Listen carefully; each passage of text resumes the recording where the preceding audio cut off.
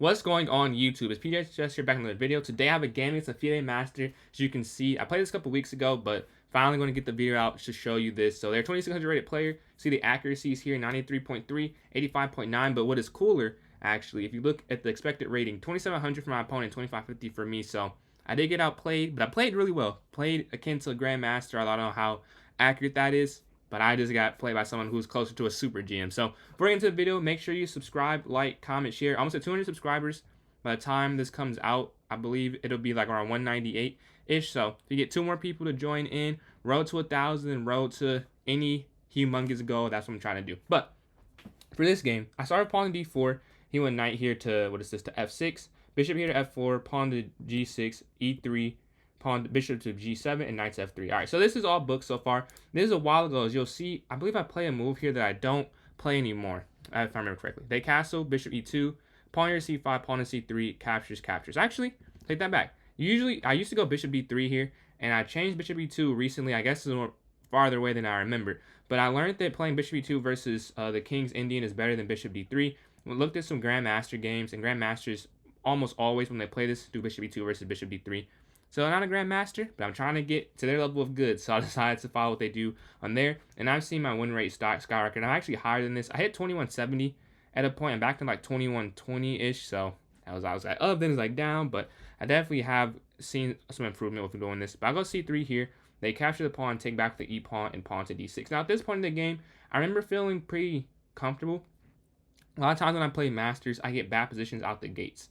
This is not one of those games that I felt that way. I didn't get bad position out the gate. I got outplayed eventually, but it wasn't this bad. So I do feel pretty okay so far. I castle. He goes knight here to c6, h3, knight to d5, and bishop back to h2. Again, all stuff I've played before. And the purpose of h3, I guess I should say, is so that I could go bishop h2. Like they can go, say I go a3.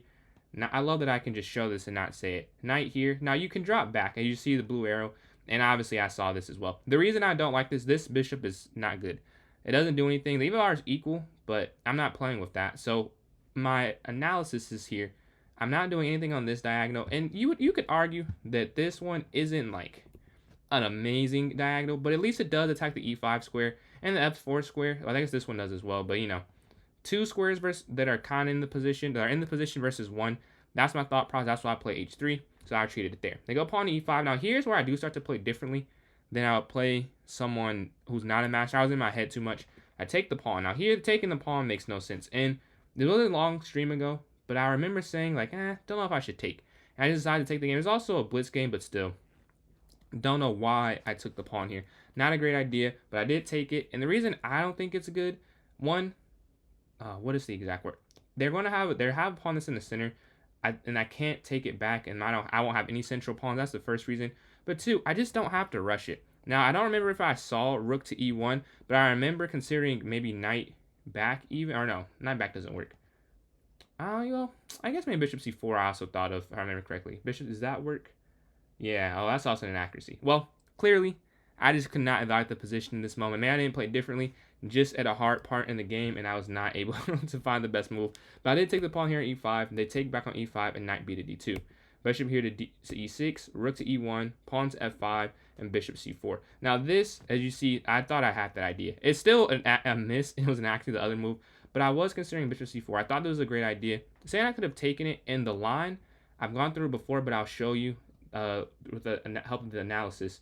You take here on e5, bishop captures e5, bishop captures e5, knight x e5, bishop f1.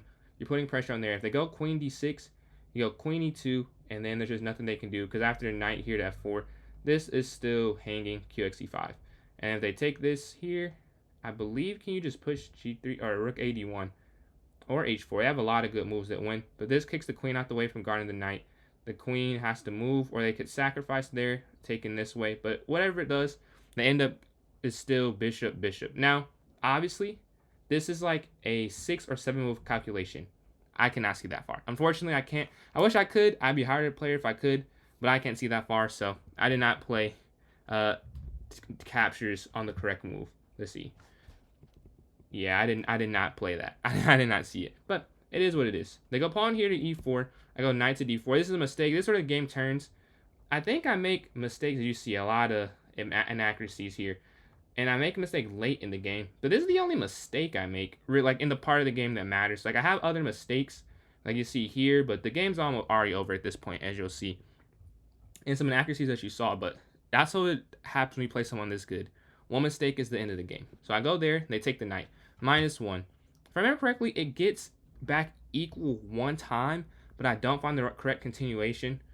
But this is continually a losing position from this point on for me, pretty much. I take back the knight, obviously. Queen slides forward, and something that at this point in the game, I accepted this pawn would fall.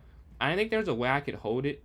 Maybe bishop here, but I don't think that works either. Honestly, actually, we could just look at that. I don't think this works, because then this would just be hanging there instead. This is actually second best move, but you see it's still -0.6 for a reason.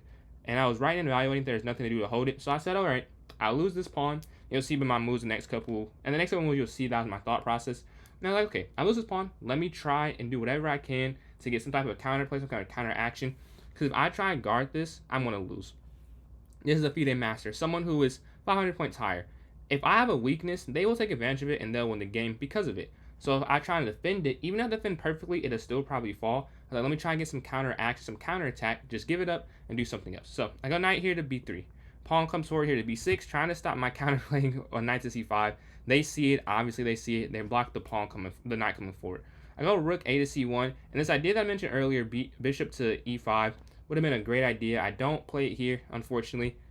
Again, like I saw the move, I just didn't like the idea of this pawn being, and you can't push f. So for example, what I was looking at, now this could actually work, but just tell you without the eval bar, I was looking this, and you can never say rook slides over to this is actually equal, funnily enough, and rook comes over and say just this is such an interesting position.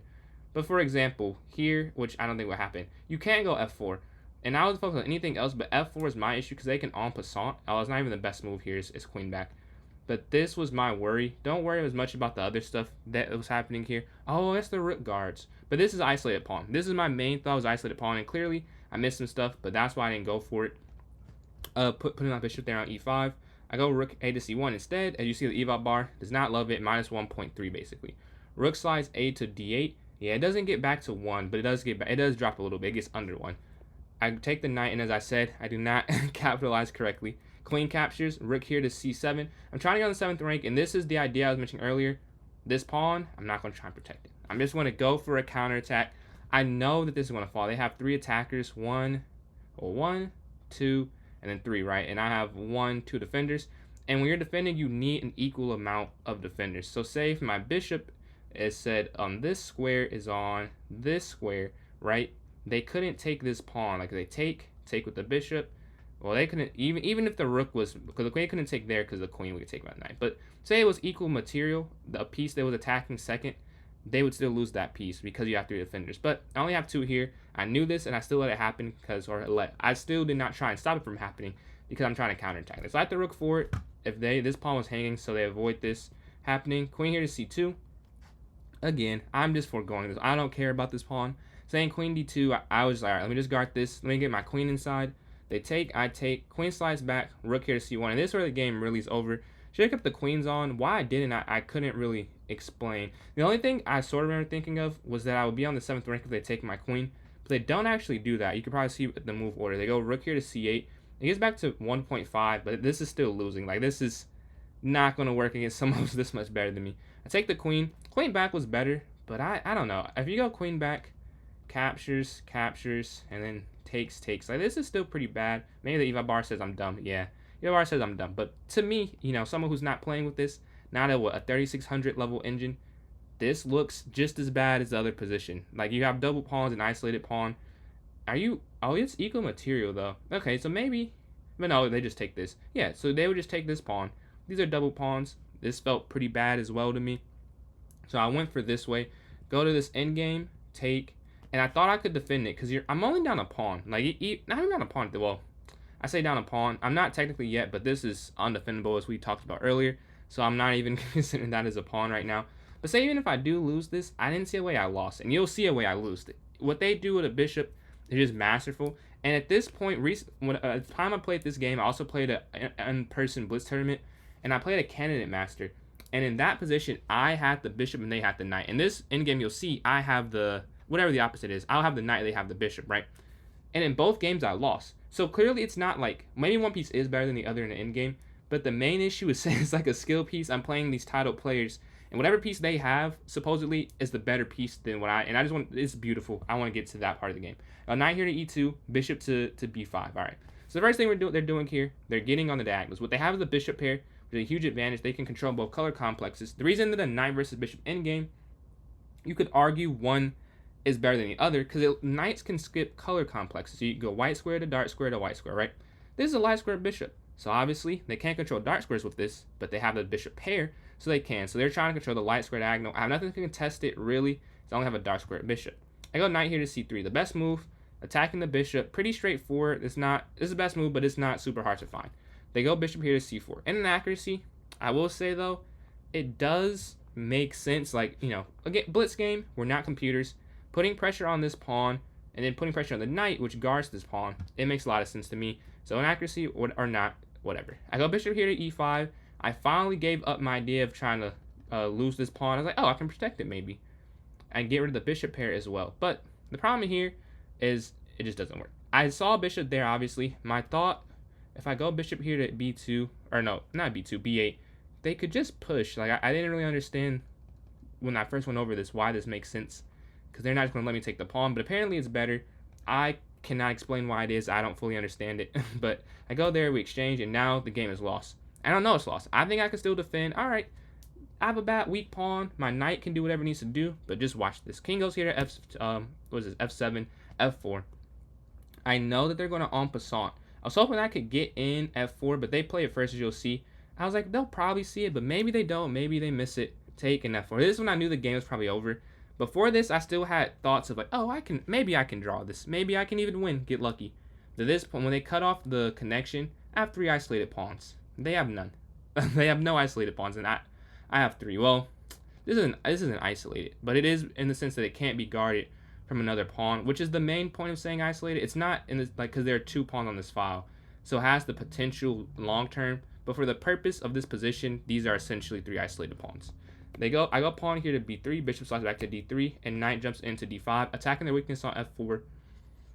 Looking to guard this square for my knight, not guard, allow this my knight to go to this square to maybe attack over there. The problem is their bishop on this beautiful d3 diagonal, controlling everything. They move their pawn forward to g5, again unlocking the control on that pawn. So if I did go knight there, it does nothing because the bishop guards it there on d3. I go king forward to f2, and you see the Eva bar, it shoots minus 1.5 change, and you know it's over at this point anyways. King slides up, give a check. Now I'm down material, and it's minus 4.2. I go knight back to e8, which is the second best move, which should tell you how bad the position is. Second best move is still basically minus 4.8, minus 5 essentially. I have no options with my knights, because if I can't go knight here, right? Because this bishop guards it, the king guards it. Can't go in the corner. I mean, you can, but what are you gonna do there? Knight here, you can't go. I mean, I go, but as I made it in the game and look in the review, what is next? Bishop slides to attack, I get out the way. Bishop goes back, attacking the a2 pawn, just using his long range ability to win the game. I go pawn to a3, pawn to b4, trying to avoid this, and it actually gets to a point where you could have drawn it. I could have drawn, you'll see, if one thing went different, but they're so good that one thing just will not go differently. They go bishop c4, pawn to a4. King slides, and if I can get this pawn, if I could trade this pawn for this pawn, which is not possible in this position, this is actually a draw, I'm pretty sure. I don't think they could force the win. Maybe I'm dumb, but I'm like 90% sure that would be a draw. I move my knight out the way, but boom. Sometimes it's margins. Now, it only took the form of being up 2 pawns, but the way I was outplayed feels way more than that, honestly. Like, it's the effect of a rook, essentially. With the 2 pawns they outmaneuvered me in getting. I go knight here to f6, bishop slides to d3. As I mentioned earlier, that g5 move was like the 3rd best move in that position. But long term, you see the idea. The bishop can just always slide back here, guard, and they're so perfect. My king cannot go. There's such harmony in their position. I'd have to walk around, which takes time, and they could just go bishop here after I get to d2 and attack the h3 square. So just amazing. Knight goes here to d5, king attacks the knight. Knight goes to f6, attacking the weakness. They're trying to, like, okay, maybe if they move out this diagonal, why would they do that? But that was my thought. Maybe if they move off, I will be attacking something. But another thing is, though, where else could I go? If I go knight c3, which may have been a better, no, it's not. Knight c3 doesn't work because kings get active. Going there, it's the best computer move, but you can see why me as a human is like, well, I'm just getting away from the pawn. If I go here, I'm trying to attack something, like maybe, like, you know, grasping the straws, I'll have these pawns, but it does nothing. Pawn forward, I get my king, and now, although they don't have a great pawn structure, they just have so many, so it doesn't matter. Knight comes back, and they just push the h pawn. I take that one. Knight jumps down to try and get to c3. The issue is the king just forward, and I resign here. It is not, I couldn't even try and blockade because this bishop is dominating my knight. They guard the b1 square. But yeah, this is me playing a Fide Master. I thought it was very fun. If anyone is titled in the comments and you love to give me, you know, tips and or want to be in a video, I'm down. Please let me know. But yeah, thank you so much for playing Alejo, I believe is your name, Garcia. I'm sorry if I mispronounced it. But yeah, thank you guys for watching this vid. I hope you enjoyed. Please subscribe, like, comment, share. All of those good things, all those metrics is very helpful. And have a nice day. I'll be live tonight.